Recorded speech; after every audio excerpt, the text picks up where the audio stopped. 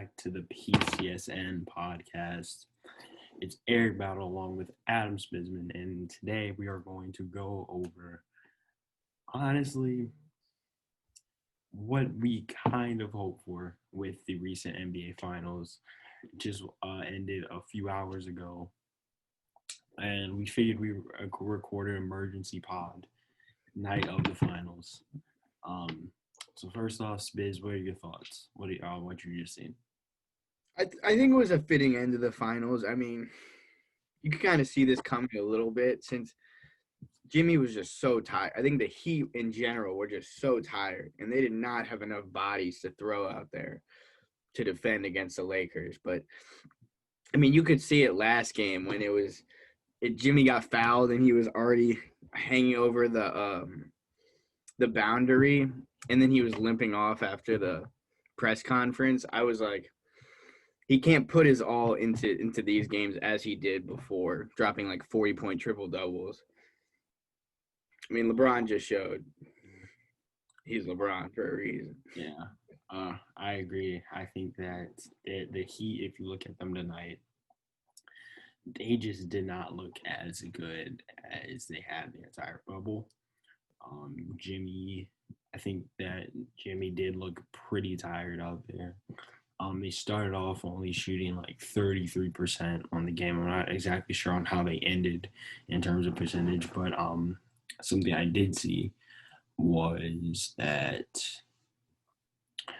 for a while in the game, they had more turnovers than they had made field goals. So and they were shooting terribly from the line. They just looked really tired, really down. It did not look like the Heat we'd seen the entire playoffs. And a lot of that can be attributed to how great the Lakers were on defense tonight. I think the Heat were also pretty unfortunate in having Dragic and Bam go down immediately to start the series. I mean, arguably two of their most important players aside from Jimmy. Mm-hmm. It was just – I wouldn't even say it's arguable. I think they probably are like their top, like two of their biggest guys. Oh, yeah, for sure. I mean, you could argue that Bam is the best player on that team. Yeah, for sure. Mm-hmm. Insane. But they were already coming in at sort of a disadvantage because, I mean, no one expected them to be here, but they suffered so much injuries that it was just a really unfortunate turn for them. Yeah, that Dragic thing, man, and the Bam injury, they were just two of the worst things that could have happened to them because it was literally the first game of the series. Dragic, he had I forgot what it is, a plantar foot. It was some sort of tear. Yeah, it was like the heel of his foot or something. Yeah, and it was a tear that he had. At first, when you watch the injury, it kind of looked like an Achilles. Thankfully, it wasn't. So he obviously missed a large chunk of the series. And then Bam had a neck injury that took him out for a while. And when you look at it, 2 games, I believe. Mm-hmm. And when you look at it, it looked as if the Heat were going to get swept from that point because they lost their. And if you just look at them, they couldn't guard Anthony Davis at all once Bam went out. At least for those first 2 games. They did all right, and I think it was game 3 or game 4 where they held AD to 15 points, but that was because he got in foul trouble early. Yeah, and he was also injured throughout the. Injured every game. Yeah, that was like the 5th game, but it was it really looked down for the Heat until Jimmy Butler had an insane performance. It was his best game ever. Yeah, it was easily his best game ever. 40 points, great efficiency, getting to the line, great defense. Not only was he getting 40, but then he was going on the other end and guarding LeBron James. Insane. Able to lead them to a Game 3 victory. And then the Lakers came right back to Game 4, and at that point they were down 3-1. Everybody just kind of figured the series is over. They'll probably close it out in 5. Then we get to Game 5. So much coming out of there. You had first LeBron James playing great. You had the return of Bam. You had Bam had already been back, but Bam again coming back, being a little bit more healthy. The unsung hero of the series, KCP, was for sure. every game solid, KCP 15, 16 points. Mondo, Anthony Davis. So if you look at that series, or at least that game, one of the other big stories, Duncan Robinson. What are your thoughts? He's been around for a while, man. What are your thoughts just kind of on his play and how the Lakers stuck to him? I mean, he's like, what is he like? Oh, easily over 6'5". But the fact that he can just get his shot off no matter what, and that the team has full confidence in him shooting wherever, just lets him work so well in this offense. I mean, they kind of give like Tyler Hero and stuff just the green light. But when you have guys, they have plays set just for Duncan Robinson to get open threes. Yep. Duncan Robinson, I just checked it out. He is 6'7". Right, like so he's a big guy. I mean, that's like JJ Redick. Yeah, he's a big guy. One thing that the Lakers did not do that first game, or not the first game, but like game 5, is they weren't sticking to him on the perimeter. He was just running around, guys. He had this insane 3, 2 dudes on him, kicking out his legs, knocked it down. And then he had the Kuzma and one from the 3, which Kuzma was complaining, and it was so obvious. The contact was so obvious. But he just went off. He had just an insane outing, insane efficiency.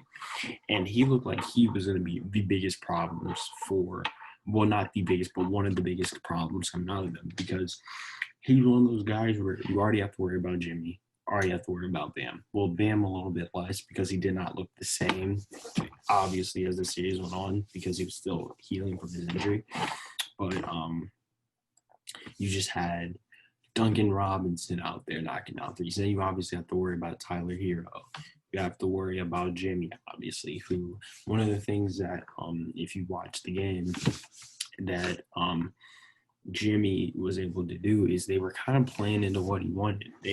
Because they wore out a lineup where they would have had Anthony Davis on him on the perimeter, but Jimmy would get to these points. Maybe it's because AD was hurt, I don't know, where he would just blow by AD. And since AD is normally in the paint, there was nobody in the paint, so they would try to scramble to get to him, and then they either end up fouling him or he just go ahead and light it up. And it was insane. Jimmy barely settles for threes unless he has to. And the only problem that I've seen with Duncan Robinson is his defense, and I think that'll get better over the years as he bulks up. But it was like every play they were calling for a screen to get LeBron on Duncan Robinson. Oh, yeah, and he was still knocking him down. I mean, Duncan Robinson was just one of the biggest heroes coming out of that game. I mean, he was looking unguardable at some points. Like, he was just knocking everything down that they gave to him. He hit the hot hand, and he's one of those guys who's kind of like a Klay Thompson and stuff, where if he's hot, the entire team's going to benefit. And that's what we saw in game 5, was a guy that whenever he's on, he can significantly raise the ceiling of the team, and he's going to be one of the most valuable players for the Heat for years to come, because he's still really young.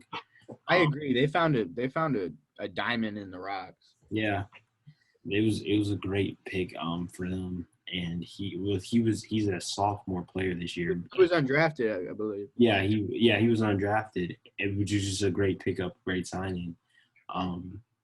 And because the commentators take every chance they can. Whatever he does, it's he's from JUCO. D3 undrafted player. Play basketball, crazy. Every chance. It's like what they did with the Nuggets with Paul Millsap. Every time Paul Millsap would do anything, they'd be like, the veteran, like just reminding us that this man is old. We get it. But yeah, he was great, and he's like a Klay Thompson type player, almost had 30 points. Who, if he's hot and he's able to hit his shots, he does significantly raise the ceiling of the team. But it does kind of speak to the Lakers. But as great as Duncan Robinson was and Jimmy, it was still really close all the way to the end. I mean, the Lakers, I feel like Frank Vogel, my bad, kind of zones in on defense. I mean, it was such a focal point for the Lakers, and it was legit. Just surround LeBron with defenders and shooters, and it was a perfect combo to win a championship. Oh yeah, for sure. I want to stay on Game 5 for a little bit. One thing that we saw, is, so the Heat obviously were able to play the Lakers into a point where at least at Game 5, where they looked as if they were playing in what Eric Spoelstra wanted, making the plays that Eric Spoelstra would want, passing the ball to players that Eric Spoelstra would want. Right, give Danny Green as much shots. Yep, which leads us to. He was good tonight, though. He was good. Oh, for sure. Which leads us to the biggest story in the finals so far. Obviously, next to the injuries and Jimmy, but one of the biggest things in the finals. Danny Green's 3. In my opinion, he did get a little too much hate, and Lakers fans are really hard on their players. Oh, sure. Like Kuz, and I mean the whole year they were like, Rondo, what? Why? Mm-hmm. And it's crazy because with the Lakers fans, if ever you argue with them, it's always they can talk about their players, but you can't. So if you're not a Lakers player, and before this series, one of my biggest issues and worries about the Lakers is their depth, because as great as the fit is, depth-wise, they're not an insanely deep team. So it was always their depth and how well their players will show up in the finals. And then all of a sudden, Danny Green's just an all-star, and John Rondo is 10 years younger, and they would just they will gas these guys up to be Kuzma. They're Kuzma, Brandon Ingram, any day. So whenever you're talking about their players, then it's off limits. But they just slander their players when they don't play well. I'm with you. My big takeaway from this, I mean, it seems like every finals that there's some sort of injury to a star player, which hinders it. Like last year we had the KD, and before that it was the Kyries and Kevin Loves. It's just 80 that schedule, 80 plus games, 16 playoff games, and then plus the bubble games. Yeah, this year there wasn't 82, but you have the bubble, and just I mean, it's just, and then you are still, because you got to think the Heat, they came into the series, they got rid of the Pacers quickly, they got rid of the Bucks rather quickly. But that Celtics series, a lot of those were dogfights until the end where the Heat would run away. And then in this series, I just feel added that on top of the games that we were playing inside the bubble, it kind of does open up the floor for injury. But back to Danny Green, what was going on in your mind when that shot? I knew it wasn't going in just because of the moment, and I mean, he wasn't shooting terrible. He shot 2 for 5 that night. That's not horrible, but it was the right play by LeBron. Oh. But I'm very surprised that LeBron didn't say screw it, shot or give it to 8. I mean, that game 80 kind of faded away in the fourth quarter. I think it was due to injury. Yeah, oh, for sure. Mm-hmm. But even in, I mean, they 2 series ago, they trusted Kuzma with the game-winning shot, and he hit it. And then everyone was like, "Oh yeah, Kuzma." I mean, it's a totally different story if it's 2 inches farther and it's in the basket. But I mean, the fact that it was for a championship just made it. Danny Green would be a hero right now if he hit that shot 2 years ago. He'd be Finals MVP right now. Not about all that. But one thing I will say, with the whole Danny Green thing, is the second that LeBron passed that ball to Danny Green, I just was I know it's coming. I know it's coming. Not even the miss. I knew that the second that he passed that ball, all I was going to see is Kobe would have taken that shot. Jordan would have taken that shot. And I was like, oh my God. I know exactly what narratives are about to come out of this. The last three he shot was a pump fake step back, and then he airballed it. Yeah. Like minutes before. Mm-hmm. You could tell his confidence was just at zero. Like Markeith does not want to take that shot either. That's why he's passing it out of bounds. And it was weird because with Danny Green, shout out to King before Kirk, he brought this up. Is like whenever you play basketball, the coach, they always tell you like when you're missing from three, you go ahead and shoot mid-rangers to just kind of warm up again, then step back up line. Well, Danny Green had tried to do that, and he pulled up for mid-range, and he completely airballed. So yeah, like you said, his confidence was just not there. And when you put the game in the balance in the hands of Danny Green, I mean, I don't think Caruso's hitting that shot. I don't think KCP's hitting that shot, but KCP maybe. But the way KCP was playing, maybe. Yeah, but it's tough because LeBron's narrative is that he makes the right play. Mm-hmm. That he's such an amazing passer that he found an open guy. It was. I wouldn't say it's the best shot they could get in that moment, but it was the most open. That's one of those plays that they tell you, like when you're playing basketball. That's the play that's like instilled to you to try to make. And I hate the idea of everybody's like, here's the thing. With that play right there, you have to remember that it's not as if when you defer to a player with the game on the line, it's not as if it's a LeBron only thing. We've seen it with so many players in the past. We've seen Magic Johnson refer to James Worthy. We've seen Michael Jordan do it for John Paxson and Steve Kerr. Big shot Robert Horry. Exactly. We've seen it with Robert Horry get the last shot. We've seen Derek Fisher get the last shot. Derek Fisher smacked it. It's not as if if the play is there, you pass it to the guy. So it's just like, I don't get the idea. And everybody's like, there's no killer mentality. It's like, dude, if you have 40 points on great efficiency in a potential game deciding, like championship deciding game, how is that not showing up for your team and showing killer mentality? It's just different forms of mentality. I think there was an aspect that they were wearing the Mamba jerseys too. Oh yeah, and it's like they wanted to see them knock down. He did have 40 on like 66% shooting. Exactly. So it's just like, you can't act like, because the people who say that, it's like they want LeBron to be something that he's just not, and he's never has been. LeBron's a guy who's an excellent playmaker and he has this thing that Kobe didn't have, where he is just this insanely gifted playmaker. And it's not to knock Kobe. Plenty of players don't have that. Like, he is on the level of Magic Johnson playmaking wise. So obviously when you have a player who's that great as a playmaker, who has an obvious play that can be made with 4 Heat defenders on him, because that ball, here's the thing. I saw on Twitter some dude, he was like, LeBron should have done this. It was like Kobe taking a shot with like 4 Bulls. Yeah, and he smacked it. He smacked it. No, you go back to that exact play.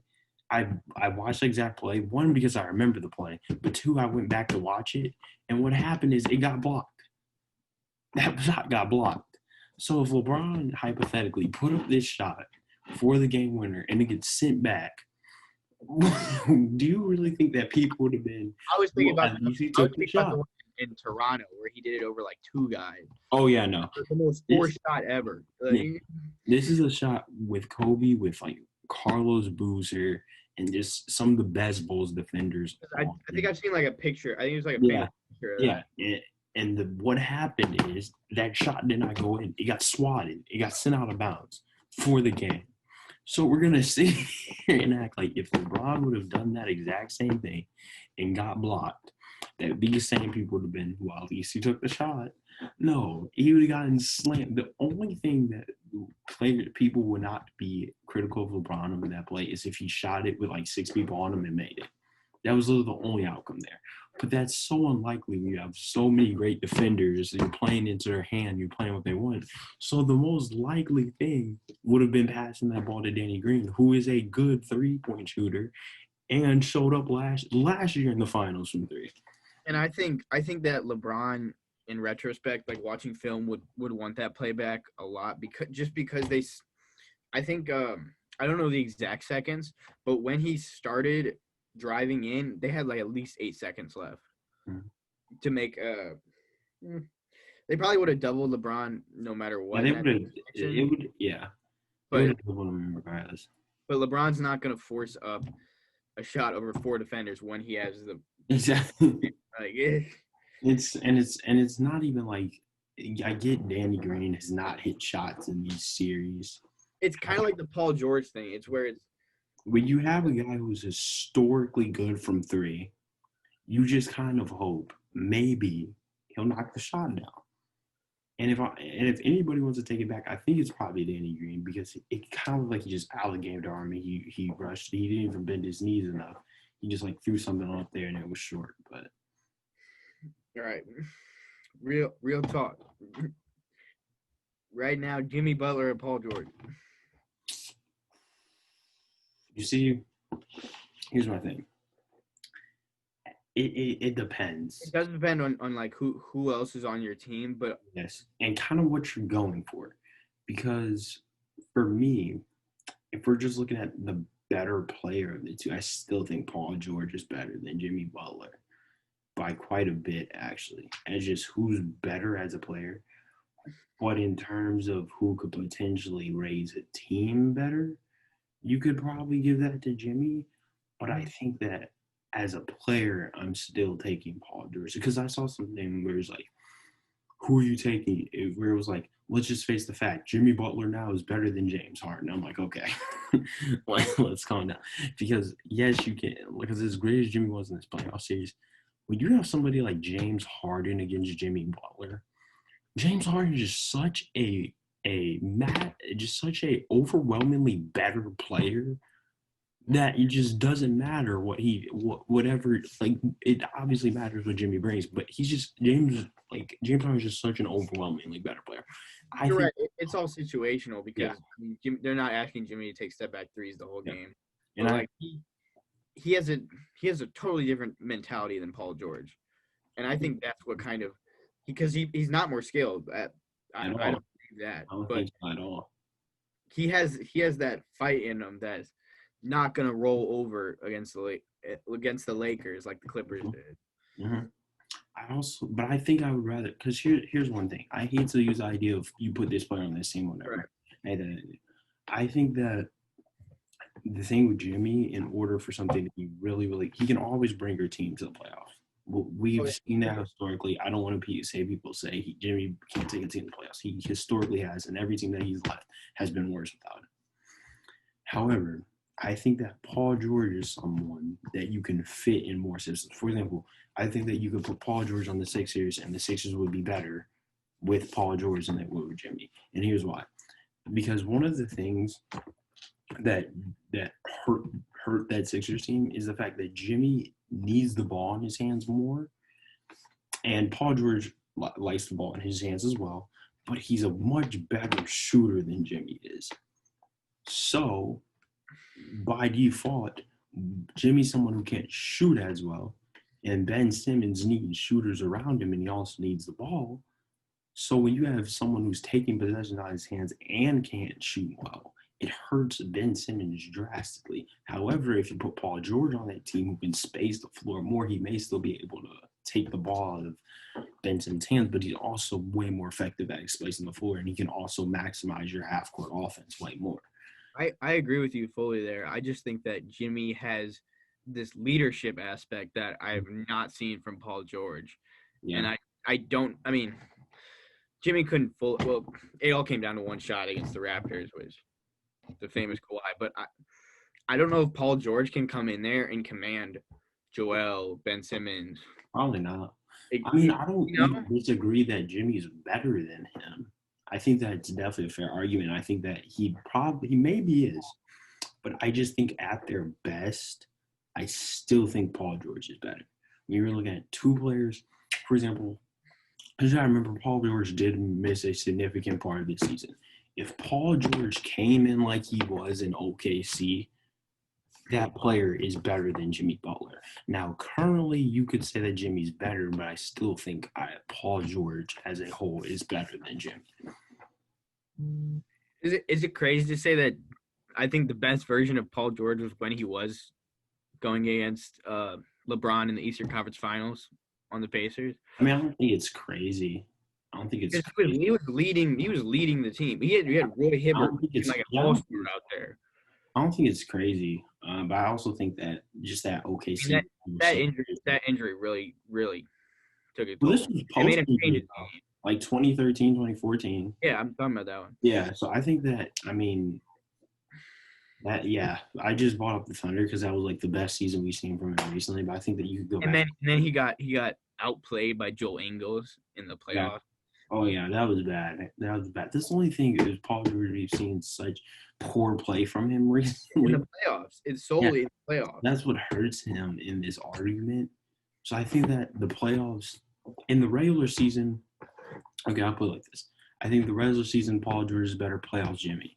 Oh yeah. But you also have to ask yourself what's more important to you. Who's better in the playoffs or who's better in the season? That's why it kind of switches for me. Because I think as a skill-based player, Paul George is better than Jimmy Butler, just as a better player. Yeah, I'm with you there. But like what he does, I don't know if I put him. But and since Paul, because you gotta remember, because like I brought up the James Harden thing, Paul George doesn't have the same amount of impact as James Harden. That's what puts James Harden just way above Jimmy. He said, "I'm not James Harden." Yeah, that's what puts James Harden just way above Jimmy. Like Jimmy and James Harden are not the same. They're not in the same stratosphere. As good as Jimmy is, he's not on James Harden's level. I wouldn't say stratosphere, but skill wise, you can make that argument for sure. No, James Harden's is way more skilled. Oh yeah, skill wise, I'm saying. Yeah. But as a player, like all around, I think Jimmy's not crazy far from him. I mean, it's just Jimmy is he's not limited offensively, but James Harden just has this offensive level. Is that solely because the 3-pointer? Because Jimmy doesn't. No, it's not just a 3-pointer. It's just the fact that James Harden can score literally at will. Jimmy can kind of do that, but only to a degree. I mean, they're not asking him to every play like they are James Harden. Well, I mean, yeah, but I feel like James Harden, you just have that in you at some point. Like, yeah, you're asked to do it, but it gets to the point where you're shooting when you're breaking efficiency records. That's just who you are at that point. Like, you're just that good. It's totally different mentality, so it's hard to compare. Because Jimmy's like, "Oh, I'm gonna set my guys up." Oh, okay. James Harden's like, "No." Yeah, I guess that's it's just like it's also. I think that when you put James Harden, it's just here's the thing. James Harden is just a player that's just virtually absolutely unguardable. And when you have a player that's that high up on the offensive side that just weighs that much offensively over a player and also defensively isn't too bad himself. Now, he's not as good a defender as Jimmy, but he's a decent enough defender. It's a point that I could say. When you look at how great he is offensively, it just puts him over, just similar to Steph Curry. Yeah, Steph Curry is a bad defender, but he's just offensively, he's just so much higher in all these other categories that it puts him over certain players. So I mean, offense is like you're never gonna win. You're never gonna win an MVP by just having defense and rebounds. Mm-hmm. Like you need to score in this day and age mm-hmm. where we have such high scoring games. Yeah, and I think it's. Because James Harden's always been put with like a Chris Paul or Russell Westbrook. I mean, he was Kevin Durant and stuff, but yeah, I feel like if he had not AD exactly, but an AD type mold like a Bam Adebayo or something, they would go way farther. The Rockets would be amazing. The Rockets would be amazing. But yeah, I think with Jimmy, I say he is. I don't know. I think he's a superstar at this point. I said it. You're like, no, because I still wouldn't because I still wasn't convinced. But now, when you look at what he was able to do, for sure. add on to the fact that he's been historic. Because I still feel like, I mean, at the time, I still wouldn't have considered him a superstar because we hadn't seen what he can do on a final stage. Now that he's proved it, I think now you can definitely say he is out there in superstar level. Do you think there was a better team that would match up against the Lakers than the Heat? I not considering they weren't at full strength. Yeah. I think the Heat matched up as good as you can get. If you look at the Celtics, I mean, Daniel Tice would probably get destroyed by. The Celtics do have more bodies to throw at them, though. I mean, yeah, they have Grant Williams and stuff. Robert Williams, too, and Cantor. And, I mean, they're not good, but they're 7-footers that can. It's just, and I mean. Do a better job than Solomon Hill. I guess you can. I guess you can say, like, in terms of the perimeter, yeah. I don't know if what about like the Clippers even. The Clippers, no. Montrezl Harrell would have gotten slaughtered by Anthony Davis. Same with Zubats. What did they do differently? LeBron James is the Lakers have historically been able to neutralize Lou Will. No, Lou Will is terrible in the playoffs. Yeah. But like he's not terrible in the playoffs. It's just teams figured out how to guard him, and the Clippers made no adjustments, so it just made him worse and worse and worse. So yeah, that you have that aspect. And then on the wing, I mean, yeah, of course you have like Paul George and Patrick Beverly. The thing is, if Patrick Beverly is not controlled out there, he could be a terrible negative for you out there, to the point that he's just like, he'll foul out the game and terrible. So you can almost completely take him out if you just lure him to making bad decisions. And the Clippers play so much isolation ball that no, I don't think that they would have been a good matchup against the Clippers in retrospect, but seeing what we saw against the Nuggets. I was just asking because in the regular season they did a pretty good job. Mm-hmm. Like every game was close, and that was supposed to be the big matchup. That was because that was the only time the Clippers really played like they were supposed to play, was when they were playing the Lakers. That was the only time that they played like that. And I don't even want to talk about the Clippers anymore. Forget the Clippers. Okay, that's fair. Forget the Clippers. They have problems of their own. I don't see it. Now we move on. Game 6. We can talk about some of the. I don't believe that some of the coaching changes were made when we last talked, like the Doc Rivers. Well, one thing we did leave out, Markieff Morris pass. There you go. What are your thoughts on that Markieff Morris pass? Because when I was watching it, AD was there. He was just not able to jump because Bam was so hard on him. And it was also just an awful pass, though. Like, it was a bad pass. Like, he threw it nowhere near the target. Like, no, even if AD was jumping, that would have been a bad pass. LeBron was wide open, but it's shown that Markieff cannot. He's not confident in those moments. Yeah, I mean, we've never really had to see Markieff Morris though in those moments, really. So this proved it, kind of. The playoffs. I mean, the finals are won not solely by role players, but they are. If you don't have like a KCP 16 every night, it'd be a much closer series. I don't know though, because you just have LeBron James and Anthony Davis on a team. I think that's enough. Like, those two are ridiculous. No, if you have two top 5 players, you're winning a championship. Yeah, but you rely on those. Oh yeah, you still need Danny Green moments in the. Oh for sure. For sure. Definitely. That it was like a broken play, and then KCP had a crazy layup at the end of one of the games, and I was like, oh my god, he kind of bailed him out. Almost. Yeah, you definitely need your role players to be there. And he was getting a lot of hate before this playoff. Yeah, sure.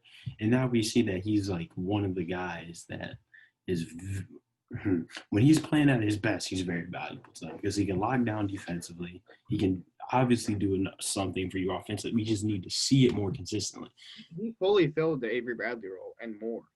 Oh, Avery! I still think that I still would have really liked to see Avery Bradley. If Avery Bradley was here, man, I don't know if they lose that game 5, honestly. I think that this man, because like he's just a guy who can, like, some of those Duncan Robinson threes that you're getting. I don't think you get a lot of those with Avery Bradley out there too. Very good defender. Mm. So, I mean, then we get to game 6, and everything, because I remember going into game 6, I was kind of like, man, this Miami team, could they do something? Like, look at how good they looked. And then they got smacked. The Lakers looked like the Lakers. The Lakers looked like they had Anthony Davis and LeBron James. The Lakers looked like the best team in basketball right now. It was something you could see coming. We expected it last game. Yeah. It didn't happen, but I kind of had this it was almost inevitable. I kind of had this feeling going into the game that I was like, I kind of think that the Lakers may go in there and just blow them out the building. And they did that more or less. I mean, once you get Jared Dudley in playing minutes, it was a blowout. It went down. Jared Dudley. What do you think the Lakers' chances are for a repeat? You see, I wanted to get to that in a second. But before, let's kind of go over the game a little more. I wanted to get that then. Oh, yeah, we kind of already did. Let's go over. Finals MVP LeBron. Finals MVP, yeah. Yeah, easy. Yeah, it was looking like it could be Anthony Davis for a little bit. You had to argue for a while. It's like game 4 and game 5 kind of happened, where especially that game 5, LeBron had 40 and 80, was kind of neutralized. But his defense was insane. But arguably, no, I think it's way better than Giannis's. I don't care if he's a defensive player. Better? I wouldn't say way better. I think they're like here. Giannis wouldn't defend Jimmy Butler. Oh yeah, but that came down to Budenholzer's. And then a lot of that was. I don't think Giannis wanted to, but no, here's the thing. Budenholzer. So he had a press conference where they were like, "So are you gonna guard Jimmy?" And he was like, "I'm gonna do whatever coach wants me to do." And that's where Giannis messed up, because Budenholzer was messing up those adjustments the entire series. So he should have just went out and guarded Jimmy. But I think if you put Giannis on Jimmy, he could have done a decent job. Because Giannis, here's one of the problems I saw with AD, is that there were moments where AD, as quick as he is, he was getting blown by Jimmy. And I don't know if that had to do with injury or what, but I don't know if you get those moments with Giannis. Pick and roll, I think he's the best defender in the league. I mean, it's fair. He's guarding Bam and. I mean, it's fair. I mean, they're like right up there with each other. Like, it's fair. It's a fair thing to say. Yeah, Giannis' brother got a ring before him. Dang. I love that comment. Yeah, you had to take it there. But you're right though. So what were your thoughts? Just towards the game's end. One thing that kind of stuck out to me, Tyler Hero was terrible. He had an air ball floater. He had a bunch of terrible he had a layup that just spun around the rim and lit off. An air ball floater, missed threes. It's really hard because a bunch of turnovers. A player like that he set himself to a standard after dropping 37, where people were like, "Oh yeah, he's gonna drop 20 a game," and because he has this supreme confidence, it's not like he's not gonna stop shooting. And I mean, it's just hard. He's a 20-year-old kid. You're telling him to be the second or third scorer on your team against LeBron and AD. I mean, exactly. I think that was people. I get that Tyler Hero walks around with this insane confidence, but you gotta remember, this dude's a rookie. Mm-hmm. He's not gonna come in there and torch LeBron James and Anthony Davis. Are you serious? I think he thought he was. He thought he was. He thought he was, and then he was like, "Oh shoot, this is LeBron James." He looked like this game, all that confidence was gone. Like, there were moments in the game where he just like looked, his confidence looked so shot, and I almost felt bad for him, because like he was set to this standard that he was just never going to reach against this team. At least not yet. He's not there yet. He's a rookie. You're not there yet. So, it's really hard to put that much pressure on. No, for sure. Like, he was not about to go out and drop 30 points. He was just not against this team. because you got to remember, he played the Celtics, he played the Bucks. Those are two teams that have no experience.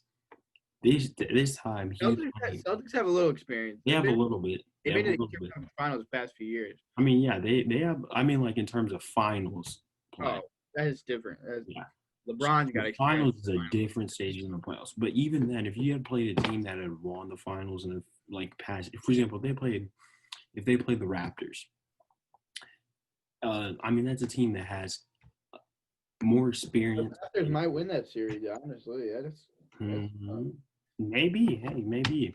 I mean, if you look at that Celtics series, those games were super close against the Heat. I mean, Pascal did not show up at all either. Yeah, the Celtics beat themselves, but I don't want to talk the Celtics series. Yeah, okay. The Celtics are rough. But yeah, I mean, these are teams that now, I mean, it may have been not that it was easy to dominate. Obviously, it's not easy to dominate any team in the playoffs. Every team's there for a reason. But it's a little bit easier to beat those teams than it is to beat LeBron James and Rajon Rondo and all these guys who have experience being in the final. Even Dwight Howard has experience being in the finals. You get that three? Yeah, exactly. So even in Dwight Howard, I'm glad that Dwight Howard got points in a finals win. Shout out to Dwight. And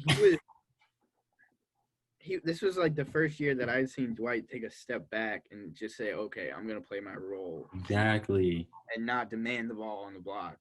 Yeah, exactly. And he's flourished because of it. Dwight, man, you know what? Let's go with the Finals MVP, and then we'll just go with the Lakers' whole season and just how this came together. Finals MVP. LeBron. Was there no surprise there, really? After the game 4, it was just after game 5, it was obvious it was going to be LeBron if they won. But now here's the question: where does that for LeBron's legacy? What do you think that does for him? Because I still don't put him ahead of Jordan. Here's the thing though. When I look at this Lakers team, man, I honestly think that they could win next year. Because I don't know if the Clippers, again, the Clippers, whatever their coaching hire is big on how Paul George plays in their coaching hire is big on determining how they will be next season. Look at the West next year. You have the Warriors with Klay Thompson coming off of an ACL. Draymond Green is still declining. You have you got Wiggins now. hey, never mind. But you have whatever pick that they're gonna get. I think the Warriors are gonna be pretty good. I mean, of course. I mean, they're gonna be a playoff team, but I just don't think they're gonna beat the Lakers. I don't know. I just don't know. Because you look at that team, they have even less defense. Because perimeter-wise, Andrew Wiggins is not a good defender. He's not. If the Nets had the third star, I'd be saying that they were the favorites.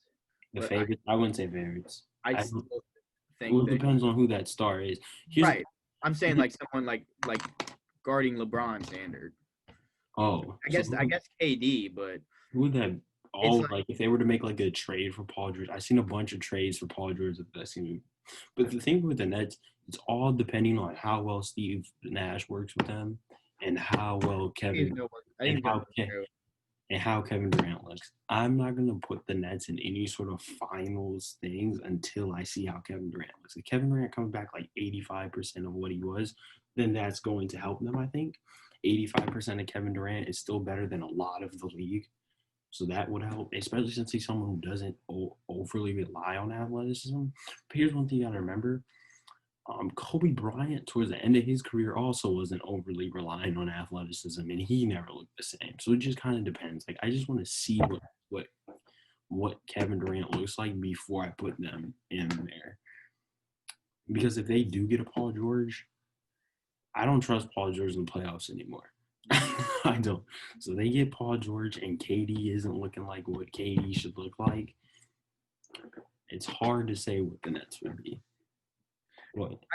I guess they'd put in a scenario where it was Lakers versus Nets next year, like Jared Allen or DeAndre Jordan, sadly on AD. Oh, I guess KD would have to guard LeBron, and that'd be a great matchup. I don't know about KD on LeBron though, with how off an ACL. I think LeBron will torch him. That's what I'm saying.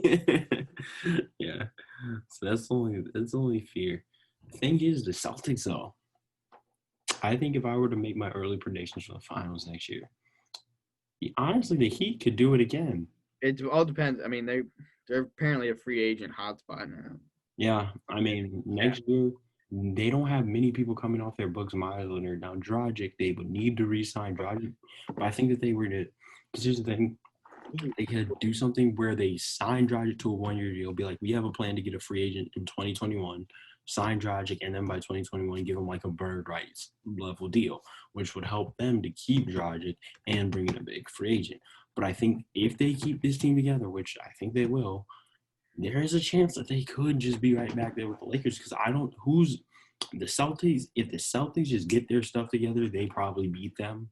So I think it's more likely that just the Celtics get everything together. But now with the Heat playing like they have, now with the confidence, Tyler Hero will be better. Duncan Robinson will be better. Yeah, I think that it really is likely that we could see, unless KD comes back just this insane form, and we don't know what happens in the offseason with trades and all that. I mean, the Sixers could look really different, but until then, knowing what we know now, I honestly think that the Heat could be right back there next year. I mean, there's a lot of good players coming out in this free agency too. I mean, it all depends if they take their player A lot out. of good role players. It's not like stars. No, yeah. Yeah. I'm talking like The Fred Fred Words and yeah. DeMar DeRozan's if they don't resign, like Yeah. Murray, yeah. Fred VanVleet, obviously. I think he's going to the Knicks, but that would be too bad if he went to the Heat. He's gonna ask for a lot of money. If he went to the Heat, that'd be nice for Right. them. I like that idea. Mhm. Because he's a guy who can lock down defensively, fit, play in that grit and grind culture. Because he played with the He's a little Raptors. smaller, but He played with the Raptors, that grit and grind culture. He could do that same thing with the Heat. I love Fred VanVleet, but the thing is that would like hurt their money for 2021. oh yeah. Mm-hmm. I mean, if you can get him on a fair deal and still be able to get a free agent, man, that'd be crazy. So yeah, I mean, I honestly think that next year there's a chance that this team could win again. Now, let me put it in because I think that next year Anthony Davis may well be the finals MVP. But I don't want to count LeBron out because I did that last year and we saw that he finished second in MVP voting and the finals MVP. So next year, let's say hypothetically, they go back to back. That gives LeBron 5 rings and 5 finals MVPs. What is that looking like for him? I mean, that's crazy. Added on to the 3-1, added on to the fact that he'll probably end first in points scored. I mean, what does that look like for him? It's so hard to compare generations just because what you grew up with is kind of what you're going to stick with. Yeah, I mean, I'm still on Jordan. I still think I have Jordan as my GOAT. So right, and the people before that are going to be like, oh no, Bill Russell and Kareem were the actual GOATs. But it's so different because, I mean, LeBron has a huge amount of haters, but I think that also comes with that the social media era is like allowing us to see all this stuff. I'm sure there was so many Michael Jordan haters. It was just never that prominent because we're not seeing like memes every day about LeBron crying and his hairline and stuff like that. It's statistically and resume, yeah, I do think he's better, but I don't think you can convince a lot of people that I think that he's a better player. Because I do think Jordan was more skilled. Yeah, I think that Jordan's just so fabled at this point. Right. That the only player who has a chance to pass him is LeBron. I think after LeBron is retired, nobody. Luka, wait on it. No, but then you have the whole thing of everybody's gonna be like, well, he's dominating in the 2020s. Look at, and by then teams will be scoring like 200 points a game. So it's gonna be. It's just. I don't know, man. I think that the only player who could pass him as of right now, that like the only dude who could beat Plasma Jordan at this point would have to be a dude that blows it out of the water, like a dude that goes like 8-0 in the finals, just blows his legs out to the point that it's unpopular. But like if you're on the same par as Jordan after LeBron, because the thing is with LeBron, you have the first in all-time points. But if you're like on par with Jordan, I don't think that will ever be good enough after LeBron James. I mean, I don't think there's going to be another player that's like Well, Exactly. okay, Debo maybe, but I don't think there's another player that's gonna just stick with one team and be like, yeah, we're gonna run this back It doesn't every. even need to be one team though for me. I mean, if you're just get the success, you get the success. I mean, it would be very hard to win 6 rings on 6 different teams. I Say, mean, say LeBron stayed in Cleveland his entire career. I mhm. think people look at him a lot more highly. Well, you don't need to technically win them on six as long as you like. Because LeBron, he won 4 on 3. Mhm. If he were to win the next two, get 6 on 3 teams, that's just as impressive for me. Because here's the thing though, I'm just gonna stop predicting when LeBron's gonna decline. Because at this point, man, I don't know how realistic it is that next year we just have this drastic fall off. I mean, he molds his game with Exactly. whatever. I mean, now we see him in a finals pulling up from like 5 Exactly. behind the 3 point line. So so I'm just gonna give up on that and not start saying LeBron's declining to LeBron's because at the beginning of the bubble, he had moments where he was looking They did great. not. The Lakers did not look good Yeah, and people were like, "Could LeBron be declining?" And then literally a couple months later, he's the Finals MVP, and we're all calling him the best player on the planet again. So I'm just gonna stop any it speculation. helped that AD is I consider the best player he's played with. I mean, that's fair. That's fair. I mean, he's amazing. What does this do for AD's legacy, man? Because now he has all the talent on top of the ring. I think that I can put him in my top 50 now. Because players who were in the top 50 before him would have been players like Tracy McGrady. But now Anthony Davis has the ring, Wallace Bean, just this insane talent. I mean, if he wins another one next year, he's just going to keep helping his legacy. So I'm really, and because you got to remember that if he stays with this team long term, he's going to eventually start to pass LeBron as the best player on that team. And if they continue to see winning success, it's just going to just keep expanding who he is as a player. I, So I was so surprised. What is LeBron? I mean, what is AD? 27 or something? he's I, young. I could not believe he was that young. I mean, He has a lot of time. it, and he was given a narrative when he was in New Orleans with no help besides DeMarcus Cousins for that half of season. Yeah. But because they were like, "Oh, AD is soft. He can't lead a team." I mean, he beat OKC in the first round, but they're. Portland, but I mean, he hasn't been with another All Star talent of LeBron's yeah, ever. he's never been with he's never been with the top 3 player ever. So I'll give you It that. elevates his game so much that I think he is going to be in MVP talks for years to come, and Mhm. I do think he can win it for sure. Oh, for sure. I think that he'll definitely finish his career with at least one. At least one.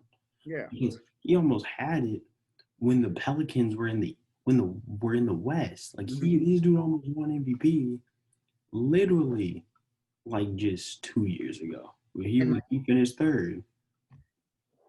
he's like I said, it's hard to be like, oh, I'm MVP just because they don't consider. I wouldn't say they don't consider, but it's not always. AD's whole game is so much more than just what he shows on the stat line. Mm-hmm. Like the stuff he's doing on defense that doesn't show up on stats are insane. He's just man. The sky's the limit for Anthony Davis. The sky's the limit for the Lakers, man. I honestly don't know if they continue with this team or similar to this team, and a lot of their guys can put up the same type of production they did. Now, here's the thing: the Lakers are still relying on a lot of question marks. Can Rajon Rondo do that again next year? Can KCP do that again next year? Do you keep Danny Green? Just there are still a lot of question marks there, but assuming that everything kind of stays the same as it did this year, I don't know if they lose next year. I really don't. I really think that they can go back to back. And at that point, man, the LeBron Jordan thing is really, it's just so much closer. Because you got to keep in mind, this dude will end first in playoff triple doubles, probably.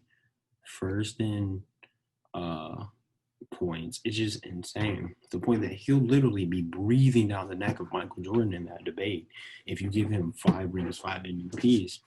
So it's just, man, it's just really interesting to see. This Lakers seems to be an interesting team to watch next year. Okay. Yeah. Who would you rather have on your team, considering you're either LeBron or Michael Jordan? Would you rather have AD or Pippen and Rodman? Well, I don't really like that type No, of thing. I don't either. But I think that just from my perspective, that AD might be getting up there now with Pippen. Oh, I don't know, man, because Pippen's like the high top, like 30s, 25s. I don't know if I'm putting AD up there yet. He's entering like my top 50, top 40s. But I don't have him just there just yet. As a player, in terms of skill, you can maybe argue it. I don't know, man, because you got to remember, one thing is Scottie Pippen had one thing that a lot of people forget about Jordan at second three-peat. It was a lot harder than you would think because Rodman was steadily declining as the years were gone. Pippen was dealing with back injuries, and he even was steadily declining to the point that at 6th ring, I mean, Michael had to do a lot to get them there. So, I mean, Just imagine Michael with a player like AD. oh yeah, that's like because there's no player like that in the league back then. That's why I'm saying it's so, There's no player like that in the league back then. So that would be ridiculous, especially that young. I mean, they'd be unstoppable if they had Anthony Davis on that team.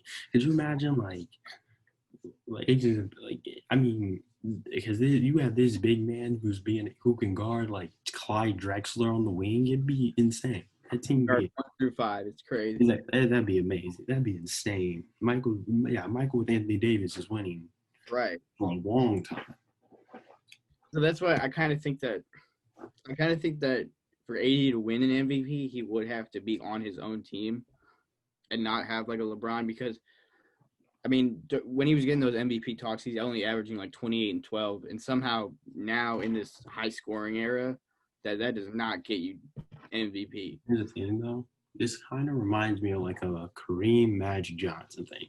Where obviously LeBron's going to be better than Anthony Davis for quite a while, but you got to think Kareem had a relatively large prime. But as a while, Magic Johnson started becoming more of that guy. And then he was still able to win MVPs with a Kareem on his team. And I think that would be similar to that they'll just be so good. Anthony Davis would just be so good. And I think it would be hard to leave him out of there, even with LeBron. Right. You couldn't. Yeah. I feel like you couldn't say that Anthony Davis is the most valuable player on this team. Yeah. While LeBron's there. Yeah. So it just, I mean, I think that he could definitely win it with LeBron. It's just a matter of how, because you got to rely on LeBron starting to take more of a step back to Anthony Davis to become that, and I don't know when that's going to happen. So, and then I remember when LeBron first signed with Cleveland first signed with the Lakers and they missed the playoffs. That first time, a lot of people were saying LeBron's going to finish his career with Cleveland. Not happening. Not happening. LeBron's going to stay in LA. Might pull like a D-Wade, you know? He may, but he'd have to be like 42 years old. You'd have to be a Vince Carter level, and by then he'll probably still be a solid player. Right. He has to get to that point where it's like, he's washed. I know I'm not gonna win this year, and that seems like forever away now. Yeah, I still don't think that he'd leave to go to Cleveland, man. I still feel like I love that. I said that once, and then he did. Yeah, I feel like that's true. But Darius Garland next Kyrie, man, that's all you gotta wait for. Well, Texas, they have some young stars. I mean, yeah, they have Kevin Porter Jr. They have Sexton, who's okay. They have Darius Garland, who's not good. They have Kevin Porter Jr. is great. Mm-hmm. Who knows it, man? Just give it 2 more years. They're building something over there. They got something cooking up in Cleveland. The championship part 2. So yeah, this Lakers team, man, congratulations to the Lakers. One thing I want to kind of look through is just their entire season. Um, One thing that was kind of bubbling. So just a great story, really. You have this team that missed the playoffs last year, that people were wondering what they're going to do. There are people who are like, are they going to have to trade LeBron next? A quick little thing. That whole entire thing where people are like, if they don't get Anthony Davis, they're going to trade LeBron James was just stupid to me, and here's why. What's more likely? That you trade the young talent to get a different star other than Anthony Davis, or that you go to the last resort and trade LeBron James? That you decide, man, I'd rather just suck and give up on this whole LeBron James thing, or I just look at the fact and be like, I have all this young talent, I have all these picks. Why don't I just go ahead and see what I can get from him? Like, you mean to tell me that the only player that teams would want would be Anthony Davis? Like, that would be the only package. Like, there would be a bunch of other teams with other stars who would be like, man, I mean, we saw what it took to get Paul George. You think that if the Lakers called the Thunder, like, we'll give you Brandon Ingram, Lonzo, and all these guys who give us Paul George, they wouldn't have taken that. Like, they were going to get a second star regardless. So I never got that idea if they would be like, you know what, we'd rather just suck and give up on LeBron James while we still have him in his prime, and then risk trading him in the West and he terrorizes us for the rest of our life. Or they would just be like, okay, we didn't get AD. Let's go look at Bradley Beal. I don't think there's ever really been a time that we've been like, oh, LeBron might get traded. Really, you believe it or not, I saw Yeah. it. Like, I was seeing it, and I was like, But that's probably from fans or yeah, people, not. hot takes. Right. It's Never not. We're not like, oh, LeBron's gonna get traded. Yeah, I like there were people who would be like, you may seriously have to look at, and it was like people I would trust as like sports analysts. I'm like, no, that's not happening. Who do you on a team with Kyle Kuzma, Brandon Ingram, and Lonzo Ball? You don't trade away LeBron James to keep those other guys and just be like, well, we'll wait until another 10 years we'll get a free agent. I mean, it was like the same exact thing with the Paul George thing, and it didn't turn out well the first year. We'll see how it does the second year, but they're essentially screwed after this year. Yeah, and even then, I would even in this year if they kept the same team, they kept that team. I still think they would have made the playoffs with the teams that fell out of the playoffs. Because the Warriors, you got to remember, the Warriors weren't there. The Kings, even though they didn't make the playoffs last year, they fell a lot in like things. The Spurs fell out. I still think that the Lakers would have made the playoffs. However, the thing is, if the Pelicans had traded Anthony Davis elsewhere, who he wouldn't have stayed with the Celtics. He just wouldn't have with no Kyrie Irving, and now you have no young talent. It would literally just been Anthony Davis being on the Celtics with the Celtics being terrible. So that he wouldn't have stayed. If you traded him to the Knicks, he definitely wouldn't have stayed. So, I mean, they would have just signed him anyway. Like, Anthony Davis was going to end up on this team one way or another. We're entering an era of duos, and I think Anthony Davis knew that he needed a guy like LeBron to excel his game to this point, and he did that obviously. Mm-hmm. But I think that, like, I mean, how KD and Kyrie have teamed up, and the Kawhi Paul George thing, it's all just which is looking a little bit sus now. And then you have James Harden, Russell Westbrook, of course. Exactly. It's just, and it seems like when you get two similar players that it doesn't really work out. Like with Westbrook, James Harden, Paul George, Kawhi. I'm not saying they're exact players, but almost same type of mold where they demand the ball so much. And with a LeBron AD where they're almost on the same level, like mentally. What do you mean by that? Like they know they're both top five players, and in LeBron's interviews, he always talks how him and AD hold themselves to a standard higher than anyone else, and that only them can really push each other to get better, which is what I kind of think that KD and Kyrie might do, because, I mean, Kyrie hasn't shown it in the past few years, but I think he does need someone like pushing him. Oh, when he didn't have LeBron in the Celtics, he was a mess. I mean, I think he's going to buy into the whole Nets thing more than the Cavs because there's less pressure.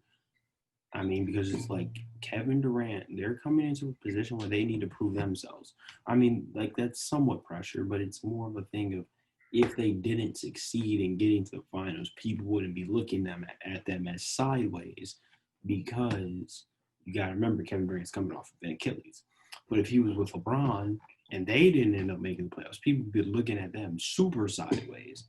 So I feel like it's less pressure. You put him in a position where him and Kevin Durant are best friends, and him and LeBron, they were cool. I mean, but they weren't like best friends. That's what him and Kevin Durant are. So I mean, I think Kyrie, I think that he will buy into that system. And now you have someone like Steve Nash who they think really alike. So I think that he will buy into that.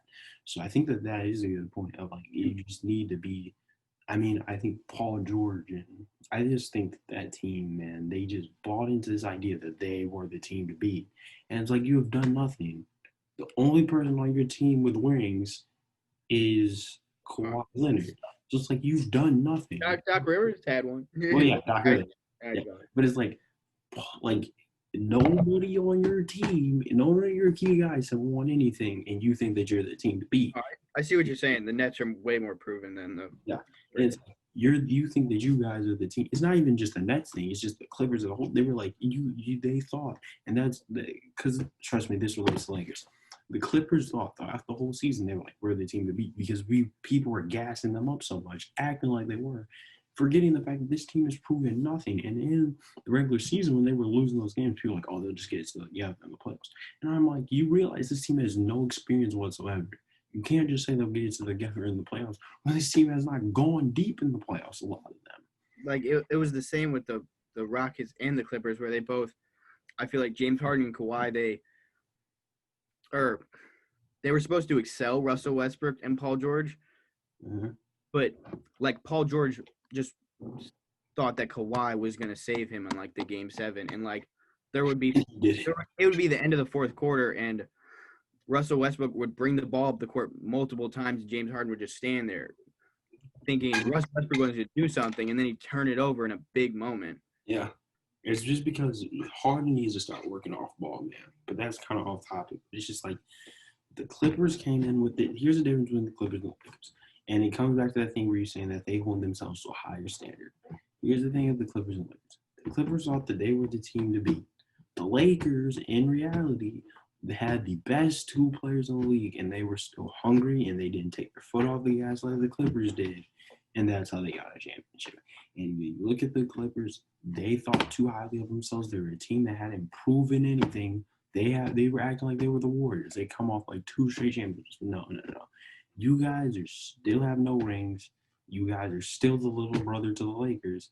But they were treating the Lakers like they were their little brother. It's like, no, it's the Clippers show. And what happened? The Lakers ended up doing what they should have done and meeting their expectations, and the Clippers end up falling below. And now the Clippers don't have a head coach that Kawhi liked, so that may hurt the Clippers in the long run. And now the Clippers are looking in a position where they could potentially be very unstable for years to come, and the Lakers are looking in this position where they can win for years to come. And it all comes down to the fact that the Lakers knew that even though the Lakers still played like they had something to prove, and sure enough, they went on and won the championship, and that's just how it was the whole season. And I want to believe that the Clippers have a plan for their next head coach, like a Ty Lue or someone they already have there.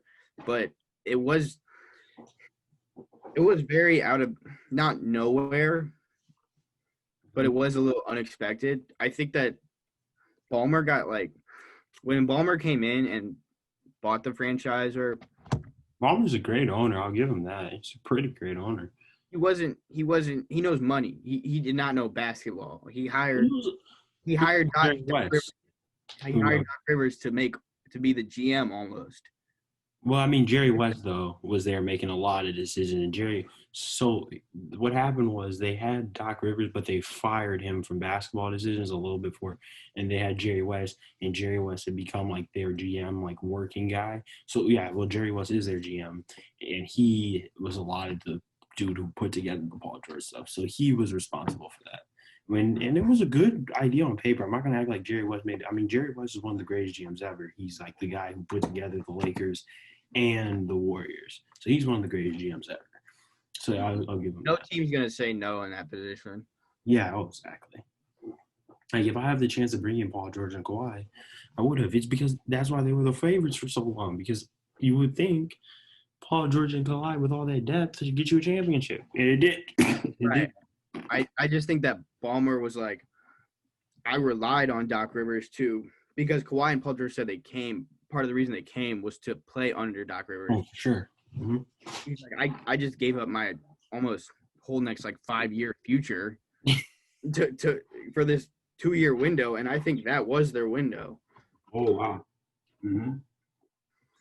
I don't disagree. I mean, I saw reports. It hasn't closed yet. It isn't closed yet. But. Yeah, I saw reports that they were looking at Coach K. And it never really happens. Like they never bring up the college coach to just. It's because college coaches have historically never really worked out in the NBA. It's always rumored like that. It's always the over under on it is like so much more risk. I mean, a great example would be what happened with the Cavs this year, where they got embarrassed when they took a college coach. It just kind of depends, but I mean, with the whole apparently. So it's not – they're looking at Coach K, but it's not so much like the focus in that report shouldn't be the fact that they're getting Coach K. It's the fact that they're trying to swing for the fences and get a big coach. So, like – They got 1 year to do it. It's going to be tough. They have a D'Antoni on the market. I don't know how I like D'Antoni with that team, but, I mean, if he can go in there and revitalize – because the Clippers, they need their offense completely overhauled. And away I don't from know about completely. I just think they need a point guard. But it's just an ISO ball. I hate ISO ball. Jackson became almost unplayable. True. And that was supposed to be their not guy, but yeah, their point guard since Patrick Beverly was out. Mm-hmm. And I mean, so if they need a legit point guard, I agree with that. And part of the thing I saw it was either a quote or an interview, but it was talking about how mad Steve or Ballmer was that because he was watching MPJ some nights go off on this team, and they his team told him to stay away from MPJ, and they picked Jerome Robinson over him. Well, after they took Shea. Well, to be fair, they did end up making the trade of Miles Bridges for Shea, so that was one thing that they did well, because originally the Hornets drafted Shea and traded him for Miles Bridges, and that's Michael Jordan. Why did you take a chance on two guards? Yeah, I couldn't tell you, but they did. I'll give them that. They did come, but here's the thing though, Michael Porter Jr., man, he was just so risky. He was extremely risky. He was a huge risk. So I'm not going to take. I mean, Jerome Robinson's on the Wizards now? Is a bench player? Yeah, I'm not gonna hate on them for passing on them, but I can get hating on them for the pick because Jerome Robinson is just not it. But Shea was a great move because it seems like that 10 to 15 range. Yeah. It's just like gems are. Yeah, Tyler Heroes, Devin Booker's, Donovan Mitchell too. Well, Tyler Hero was great. Like here's the funny thing is the fact that Tyler Hero torched the Celtics, and the pick before their pick, which was Romeo Langford's awful, but the pick before him was Tyler. So it's like it must have hurt to know that you ended up with Romeo Langford and you end up with this dude before. I heard that Tyler Hero was almost their guy. Yeah. I don't doubt it. I'm sure they would have taken him if he was there. But Pat Riley just got lucky, man. And so I want to ask you this. We gotta hit the hard reality that we don't know when basketball is coming back. That is hard to think about. We don't know when basketball is coming back. It's not like originally we'll be like, well, we know we got this little moment, but by October we'll all be back. We don't know when it's coming back. Adam Silver doesn't know. So I'm assuming that like throughout the next couple of weeks that's when they're really gonna hone. But you also gotta remember the draft is coming up and all this stuff. But I'm assuming that they're really gonna hone in on when to start the season. I think Yeah, that they don't want to start it until they're in a position where they can get fans, at least some capacity form of fans. So man, yeah, I do think that's the thing because that is so uncertain that no one knows at this point. But they were shooting for what was it, MLK Day or mm-hmm. late February, early March. That they're saying it's going to be the longest off season ever, which is not a surprise. But Mm-hmm. teams like the Warriors and stuff like that, I saw a statistic or something that they would lose or they made like $4 million a game by just having the arena full Yeah, every game, and they would just be losing it. mm-hmm. And they just spent. Oh, wait, keep going. What were you saying? Oh no, you're right. They just did it, make a Yeah, new arena. they just spent all that money on Chase, and now there's no fans in that arena. Mhm. So teams aren't gonna have that much. Because here's the thing, you gotta remember, there's this huge 2021 free agency. It's gonna hurt that so hard, Cap. But these teams don't. The salary cap is projected to shrink by quite a bit, and a lot of these teams are taking financial hits that I don't know how some. Because here's one thing you gotta remember: the Bucks. So it may impact how Giannis is, because Giannis is like the guy, the key free agent in 2021. But the Bucks, their front office, I don't remember what it is, but they have something. I don't remember if it's because they're public trade or whatever, but they have something where they can offer him a lot of money and be relatively safe financially. I mean, obviously they draft him, so that helps. But there's some, I forget what it is, but I don't remember. It's bird rights or not bird rights. I don't remember. It's because they're public or privately owned or whatever. But they can make that they have a lot more salary cap flexibility than some of the other teams that would be looking at Giannis. So that is another thing that can like just drastically impact free agency for years to come. And now we kind of deal with the reality again, now that we're out of basketball, of how this is going to affect basketball, all this COVID and stuff. Right, because I mean, before COVID, like Giannis was looking at like 225 mil, like something He crazy, still is. It's a something crazy thing. crazy. In terms of the Bucks, he's looking Right. at 250. Mm-hmm. It's just the other teams. I don't know how that's going to affect them. I mean, I think just like players like Rudy Gobert and stuff like that are just gonna be like no one is gonna be give them anywhere near a max. I don't think Rudy Gobert is not a max player. But like he's eligible for a super max. That's That's why. the thing. And if I'm the Jazz, I'm not giving him a No, super max. no chance. Gobert is not a super max player. So Mhm. yeah, it makes you wonder what's gonna happen with players like that. So this is really, I mean, we're looking at a position where we don't know. AD's on a player option, right? AD is a free agent, so if he signs, which I think he will. I mean, you're coming off a championship. Right. Where is he going to go? Chicago. We all welcome you with open arms, AD, but he's not coming to Chicago. Like, where is he going to go other than the Lakers? Chicago's probably the biggest market besides the Lakers. Yeah, for him to go because he's from there. Yeah, so like that's. I mean, I feel like to me, the only two teams, if he were to leave with the Lakers, I feel like it'd be to go home. That maybe that's just be telling myself that. But I'd hope that if he were to leave the Lakers, that'd be the only place that he go was home. Because now, I mean, he has the championships, got that chip off his shoulder. Why not come home?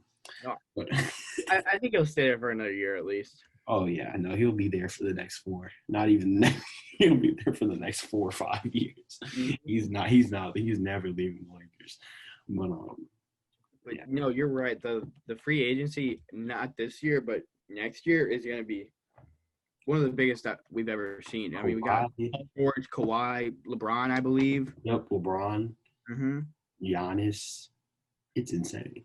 It's like the 2010 free agency. Right. Along with players like Drew Holiday, Bradley Beal. Mm-hmm. Crazy. It's just so this 2021 free agency, every team's going to be looking to buy in. But with this money, how are you going to do that? I mean, you're going to need to hope by 20 because teams are going to have to spend a little bit more in their pocket to get some of these players. So you're going to need to hope that you're going to be put in a position that not by next season, but the season after, once all these players are signed, that there's fans that you can get. I think that teams this year are going to be focused way more on the draft because they've had so much time to look over players that they're going to maybe make better picks, but they wouldn't just go for the top available player anymore. They go for who fits them the best. Especially because this draft doesn't have like a top player really. It fluctuates. Right. So, I mean, because there's literally a chance in which if the chips fall, like the players who's projected to go first could easily go third. I mean, I don't think Edwards is projected to go LaMelo dropping the third. I don't. He's not going first though. Like a lot of things I'm seeing is Anthony Edwards, like, and that's who I think they're going to take.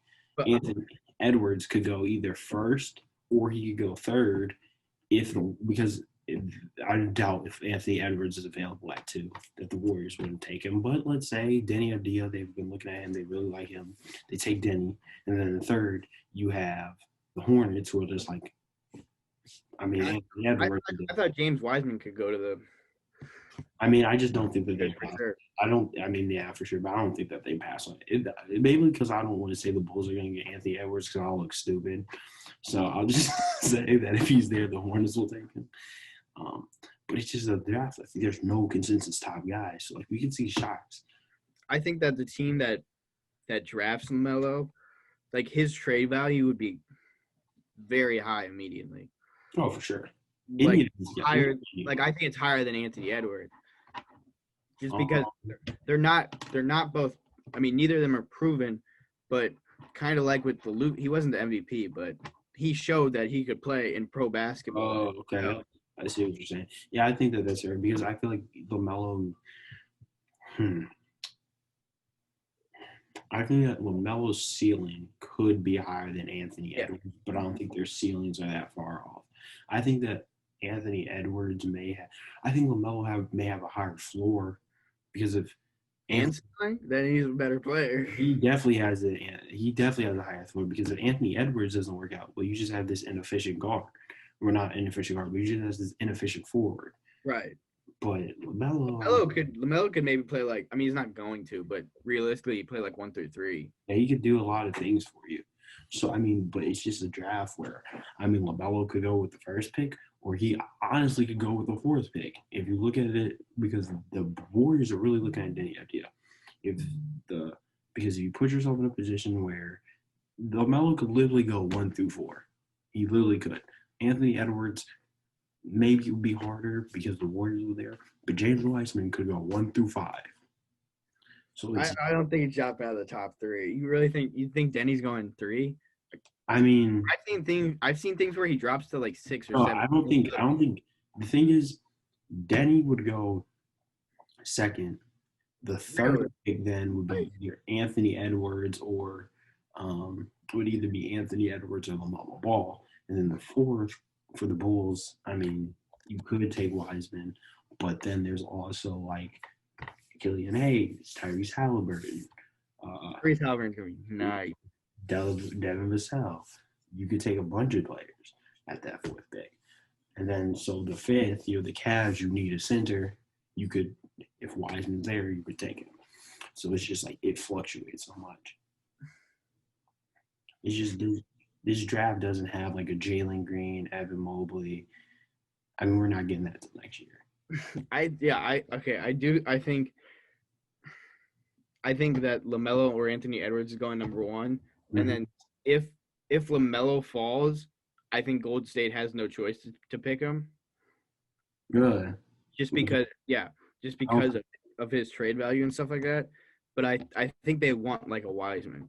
I think that they would take – because if you want a guy who would help you win immediately, I think you would take Wiseman. Right. Don't hate the idea of taking LaMelo. Like LaMelo for the future on Warriors. Like Steph Curry, you have him come off your bench. I don't hate the idea of taking LaMelo. It's kind of like when they had – it was Monte's almost peak of his career, and they drafted Steph Curry. Mm.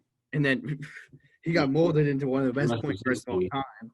Yeah, so it just depends. Like I mean, but I don't hate the idea of the Warriors taking LaMelo. I think 3rd there. I mean, I think if you put them in position where if they take Danny Avdija, because the thing is, the Warriors are looking to get back in the playoffs. Because you got to remember, you did bring up the Monte Ellis thing, but that Warriors team was in a way different position than this Warriors team. This is a team you get. Yeah, no, for sure. So you want to take the player who will help you win immediately. I think Danny Avdija could do that and help you like with the future because his ceiling is like a Luka Doncic player. So you get him there, he can help you immediately and in the future. But then you have the third. I know he's tall. Is he considered as a small forward or point forward or power forward? Some I have seen him be able to play power forward from some places. They said that he could probably run in at that 4-3. Right, because I mean that would be very nice even point guard I've seen some places, but I don't know if having like Curry, Clay, Denny, and then I mean not Wiggins, but say someone else, and then Draymond for a small ball. Or you could even put together a package of Wiggins, Denny, and other things and get something. I mean, any draft pick in the top 4 is going to have value. I think Denny's a player. He's similar to LaMelo. He's coming out of overseas. He's coming out of overseas, and he has all this potential to be the next best point forward. So, I mean, that can get you something. And I also think there's a very high likelihood of a trade happening for someone to jump into the top 3. Because this is weird because you have 2 teams that literally are like the Warriors will make the playoffs next year. So they don't need this pick at all. And the Timberwolves don't really need it because if they just get a third piece, they could be back in the playoffs. It's really just like the teams that really, really needed it, they dropped to like 7 and 8. So, I mean, it just depends on. The Knicks needed it. Yeah, the Knicks really needed it. The Knicks just needed someone who would bring buzz around their name, and that's what LaMelo Ball would do. Exactly, and I think that they have a really good chance of trading up, even though they don't have the pieces. I've seen. But here's the thing: if you're the Timberwolves, you're looking to trade that player for someone who will help you win. There's nobody on the Knicks. I saw it was a mock trade for someone and the second pick, which they turned out to be LaMelo, and a few future picks for Ben Simmons, which was that third star that they needed, and that would be something that they would do. Yeah, I think they're a contender immediately with that team. A contender? I mean, I'd have to see it. Ben Simmons with Karl-Anthony Towns is. I mean, I don't know though. I don't know if I trust that. I don't know how Ben Simmons and D'Lo would work out together. But. Yeah, I don't know how much I trust it. I'd have to see it in action. I trust it more than Ben and Joel. Oh, for sure. Right. Because Joel Embiid is going to be clogging the paint the whole game. But like if it's a trade, like the Knicks are going to be staying with that pick. Because the thing that hurt the Knicks is the fact that the teams that had the pick were the teams that just don't need them. Any trade that they make the pick would be to help them win, and nobody in the Knicks is helping the Timberwolves win. Nobody. There's nobody on that team that will help the Knicks win. I mean, there's nobody on that team that will help the Timberwolves win. You don't want Kevin Knox because Kevin Knox sucks. You don't want Frank Ntilikina because Frank Ntilikina can't play offense. RJ Barrett's good, but he's not going to help you win games yet. People have been really hating on him, which I don't think is just. I mean, good. I don't think people just haven't been watching Knicks games. RJ Barrett was good for them. He's not. They dropped Alonzo Trier. Yeah. One of their most solid players. I was so confused. Mitchell Robinson is nice. Yeah, I mean they could get Mitchell Robinson, but why would you want that? Like, why would you trade that pick just to get Mitchell Robinson? But you could keep the pick and put together a package for like Philly and get Ben Simmons. And if you look at the Warriors, they definitely don't want anybody on the Knicks. And if you look at like the Hornets, I mean, if the Hornets got the first pick, then that would help them a little bit more. Because you give the Hornets a package like that, then maybe it's looking a little bit better. Or the Bulls. I don't think the Bulls really would have wanted anybody on the Knicks either. I think the Bulls are in a decent position. I really think they'll get Denny. Yeah, I mean, I'm fine. If I was having the fourth pick, again, would you want if Denny Okay, that's hard because someone's gonna fall then. But say it was between like, yeah, I guess you're taking Denny over. Okay, hypothetical that someone gets picked and you have a choice between Denny and James Wiseman. I think we take Denny. Really? Yeah, I don't think we take Denny because I've always said that. I've always said that you don't want to draft for fit. You always want to draft the best player available. But in this draft where it fluctuates so much, and you're the fourth pick, and you're in a because here's the thing, the teams in the top four are not teams that are because the Bulls are in a position where they really could just draft for fit and on a player that is probably going to help them more in Denny Avdia than James Wiseman would. Because James Wiseman, I mean, I've always said take the best player available, but when you're in because the Bulls are in like this weird spot where they want to make the playoffs next year and they very well could, and you get Denny, and that's going to help you more than just drafting Wiseman and then having to figure out what am I going to do with marketing Wiseman. You're right. How do you think how do you think Denny and marketing would play together? I think they could play because you could just put Denny at the 3, or at the 2, or at the 1. Again, he's like a player who can fluctuate. 6'9". I don't know if he'd be put at the 1. You could put him out, but he's like his play style is like he can play make pretty well though. That's the thing. It's like he could be like a big. He honestly, I don't hate the idea of comparing him to a Ben Simmons. His playmaking is not as good as Ben Simmons, but he has the defensive potential, and he could potentially do something playmaking wise. Him at the 3. I definitely think you can put him at the 3, and I think that I'd much rather figure out how to work Danny Avdia into our starting 5 than how to figure out James Wiseman into our starting 5. Like I think that if we're in a position where I honestly think that we could take like Killian Hayes or Tyrese Halliburton instead. Really? Yeah, because like we need a pure point guard. Killian Hayes could definitely be that. I think Killian Hayes has that like Frank Ntilikina potential. Maybe that's just because he's from France and I'm Dude, him, but that I mean, Frank it. But here's the thing though: the difference between the Knicks, we could use a Frank Ntilikina because we have Zach LaVine. The Knicks has no one like that. They had Chris Dunn. I mean, that's so very similar player. We could like live to work with that. The Knicks have nobody like that, so they need someone who can score the ball, and we kind of already have that with Kobe. But I don't think Kobe is like us. I think Kobe could be a great 6-man. Really? You don't think he's a starter? He had I think it was like a month where he was averaging almost 20. They had a great, but I don't know if he's like a guy who like is a starting 2 on a team that could go far. If that makes sense, because at the end, I thought he was a point guard. Yeah, like a starting like. Second best player. Like you mean? guard, like just guard, because like he plays point guard, but he's not really a pure point guard because he's not a great passer. He's more of a shooter. Also not the best shooter. Yeah. Well, I mean, no, he's a good shooter. He's a great 3-point shooter. I'll get you. Yeah, but like at the 2, so he plays more of a 2, but you already have Zach there, so they kind of force him to be a point guard, and so it's really weird. But I trust our front office. Do you think that in that scenario, like you'd have to find a package for LaVine, or you just make him fit? In what scenario that we take? That you take a point guard, and then well, I guess then. No, because I think that we could run a 3-guard lineup where you put. Okay. No, I forgot Billy Donovan was there. Yeah. You put Hayes at the point, or Hayes or whoever, LaMelo at the point guard, and then Kobe at the 2 and Zach at the 3. Mm-hmm. Yeah, I'd be fine with that because Kobe's not.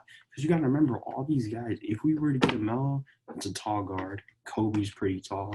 Zach is tall, so it kind of worked out for you. And then you have Otto Porter coming off your bench. You have Laurie Markin, who's going to be able to use a lot better. You have Wendell Carter, who's looking really good. And then you have Daniel Gafford off your bench. I mean, hey. Hutchinson. Yeah, you have Chad Hutchinson. So, I mean, hey. I like what we have. If we get, but I mean, obviously, the best. I got a tall point guard in Satoransky. Hey, there's our guy.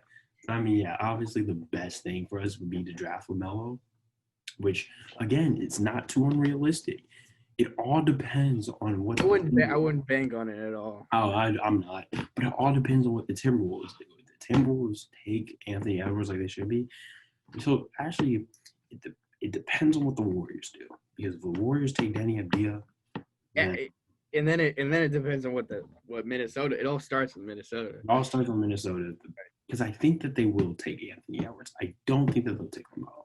I think they take Anthony Edwards. If the Warriors take Danny Avdija, which I really, really hope they do, I just don't see Michael Jordan, because Michael Jordan's like the only person in the world who doesn't realize that you can't win with Devontae Graham and Terry Rozier, apparently. So he'll be like, man, we already have two guards. Give me James Wiseman, and then there's LaMelo for us. Like, that's my dream scenario going. I think that puts Charlotte in a pretty good position. I mean, James Wiseman's good, but he's not a great defender, and he'll never become that in Charlotte. But they'll have a really young team. I mean, Devontae Graham, he had a great year. Like, I'm not gonna hate on. I'll hate on Terry Rozier a little bit. Yeah, Devontae Graham's good. It wouldn't be a bad pick. I mean, they need a center there. They have Cody Zeller, so I wouldn't hate on him. But I mean, they got Bismack Biyombo out there. Yeah, they have Bismack Biyombo on there, but they bought that upon themselves. I don't know why they traded for Bismack. Really good for a year.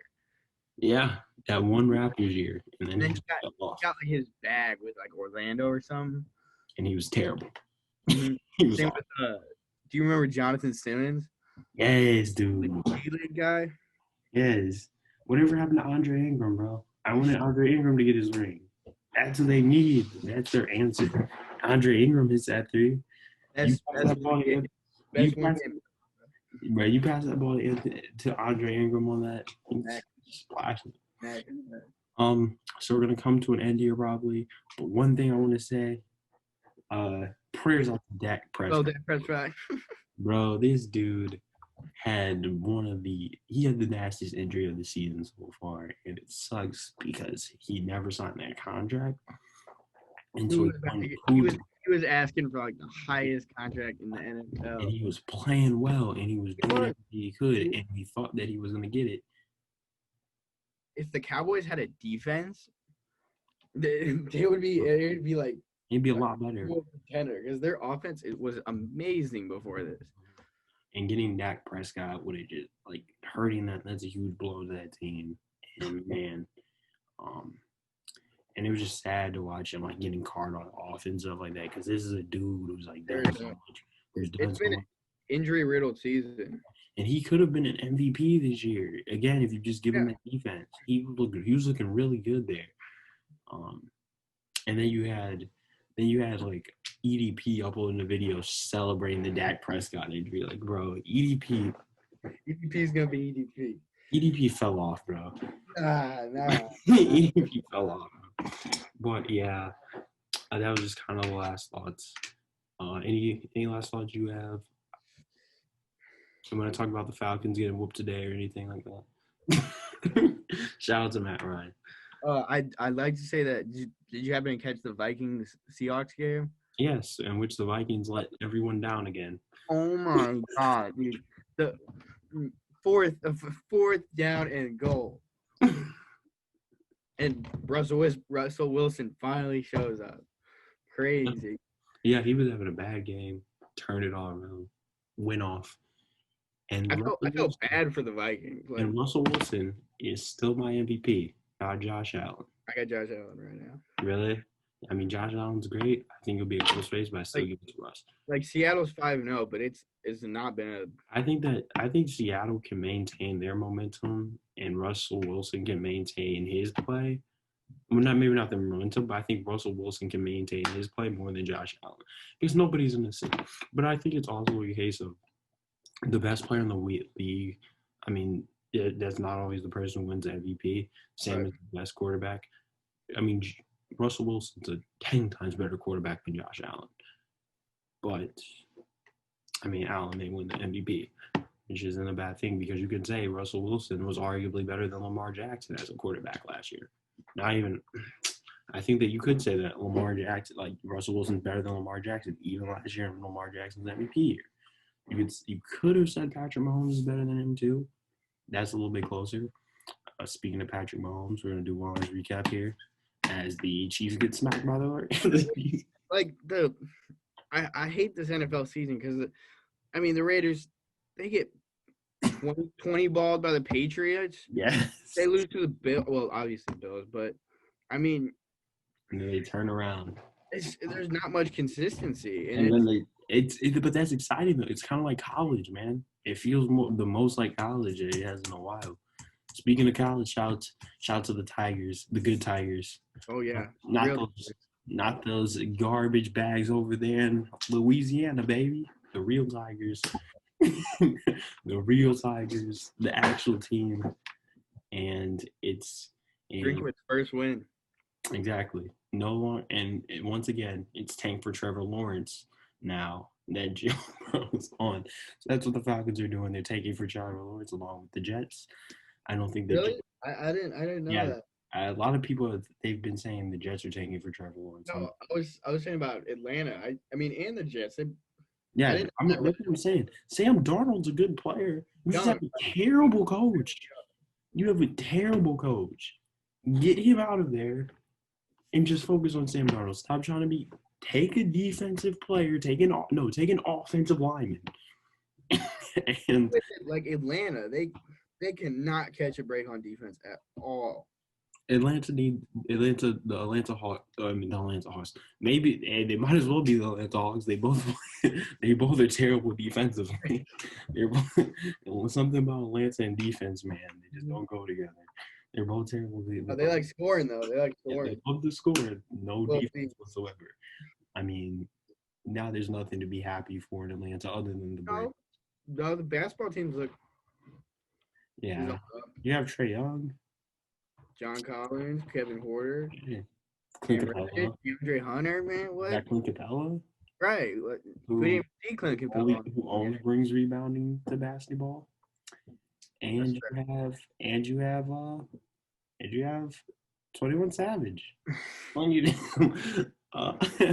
be happy about in Atlanta. But yeah, that's gonna be it for the podcast. You don't have any thoughts on Savage Mode 2 real quick? Oh, okay, real quick. Great album. And it's a great album. 7.5. Where do you rank it in his discography? All right.